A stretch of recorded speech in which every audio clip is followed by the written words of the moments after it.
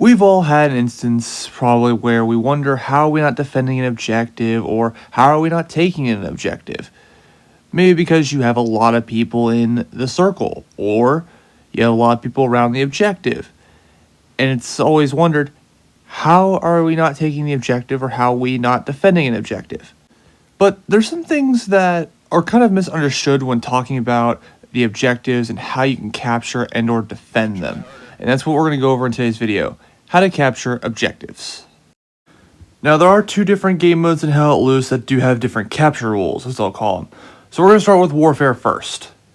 Now this part of the photo you see on screen is actually part of a bigger graphic that is from the Hell Let Loose eTools Discord server. It's a really great graphic that really outlines everything you need to know about capture progress. And I'll just do a deeper dive and talk about it here. So in Warfare mode, the capture progress or capture power, as I'm going to refer to it throughout the rest of the video, is divided into two different things on Warfare. So if you're in the 4 squares of an objective, you can technically contribute capture power to the objective without being in the circle. So each objective has 4 squares typically around it in a 2x2 fashion, as you see here. So if I'm in any of those squares but I'm outside the circle, I count as 1 capture progress. So for every 1 person in the square, they count as 1 capture power. Now, this changes if you get into the shaded circle, also known as the capture circle. So what this does is if you're in the circle as 1 person, you count as 3 capture power. So taking that into consideration now, let's take an example. So in this example, I've outlined the 4 squares in question. So we have 3 blueberries in the circle and 5 blueberries outside the circle, but in the 4 squares. Well, we have 4 red soldiers or enemy soldiers in the circle with 2 enemies in the respective 4 squares. Now before adding these up, I'm just going to put what each thing references to how much capture power. So 1 player in the circle equals 3 capture power, while 1 player in the 2x2 squares, regardless of which square they're in, equals 1 capture power. When we add these up for the red team, this should come out to be 3 times 4 equals 12 for the 4 guys in the circle equaling 3 capture power, plus the 2 guys outside the circle but in the 2x2 squares. So combine this, you have a total capture power of 14. For the blue side, you only have 3 guys in the circle, so they equal 9, but they have 5 guys out in the squares. So 1 times 5 equals 5. You combine this for the blue team, they also have a capture power of 14. With this result in mind, neither side can start taking the objective until either A, they get more numbers into the squares, B, more people start getting into the circle, or C, people start dying on one side or the other, especially if it's in the circle. The last thing I want to mention with Warfare is the capture time. In Warfare, it's 2 minutes, but in Offensive, it's 1 minute. And the big caveat or difference between Warfare and Offensive, not just in this respect, but also the overtime rules.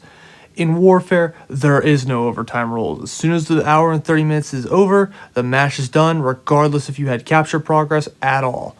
Whereas in Offensive, if you do have capture progress, you're fine, you can keep going until you run out of manpower. So just keep that in mind as you're playing the match. There is no overtime in Warfare.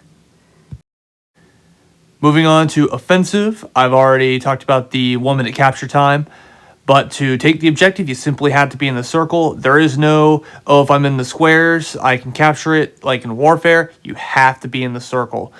And unlike Warfare, it's a simple ratio of if 1 player is in the circle, they represent 1 capture power. Doesn't matter which side you're on, doesn't matter what class you are on. So the whole myth of if you're the commander that you equal more, it doesn't matter. Anyone equals 1 capture power. And that goes for the same with Warfare in regards to the whole commander myth. At this point, you might be asking, well, what does a reinforce do then? How does that add to the defender's capture power?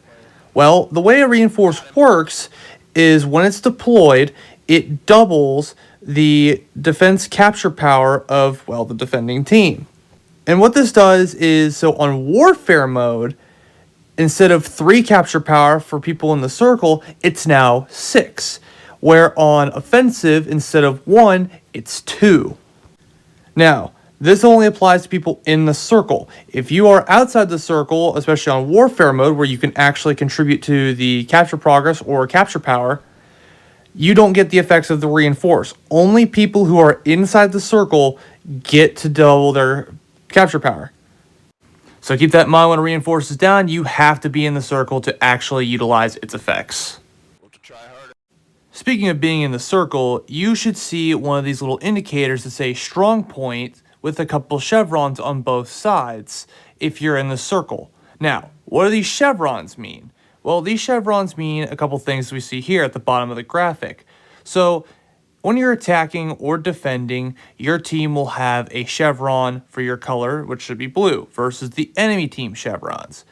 Now, as we see here in the little guide here, if you have one chevron, you have up to 14 capture power. If you have two, it's between 15 and 29. And if it's three, it's over 30. Now, if you go back to the previous example earlier in the video, both sides would only have one chevron as both sides only had 14 capture power. If one person entered in on both sides without anyone getting killed, it would go up to 2 as it would be 15 capture power. So that's what those chevrons mean now, whenever you see those in a capture circle. Now, while I'm talking about everything, I wanted to break one myth of if you're critically wounded or down, you can still apply capture progress. This, unfortunately, is a myth. Once you go down, you are no longer counted as capture power. As you'll see on screen here, no one is within the 4 squares on either team. It's just me, but as soon as I go down, the capture point has 0 chevrons for both sides. Each point may have a different way that you need to take it, but at least now you understand what you need to take it with, how many people you might need, and so on to defend or attack a point. I hope you got something out of this video. I appreciate you watching, and I'll see you in the next video. Let me know when you got that thing built up. I just need some supplies, that's all I